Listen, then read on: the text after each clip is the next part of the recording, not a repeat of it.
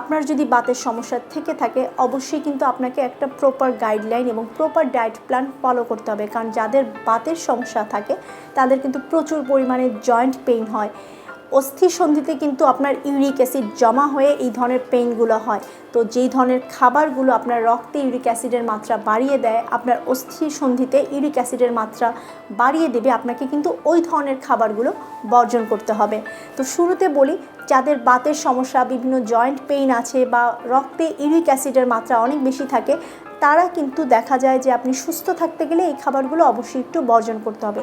সেগুলো হলো, অনেকের সামুদ্রিক মাছ, অতিরিক্ত লবণাক্ত খাবার খাওয়ার প্রবণতা থাকে, সেগুলো বর্জন করতে হবে।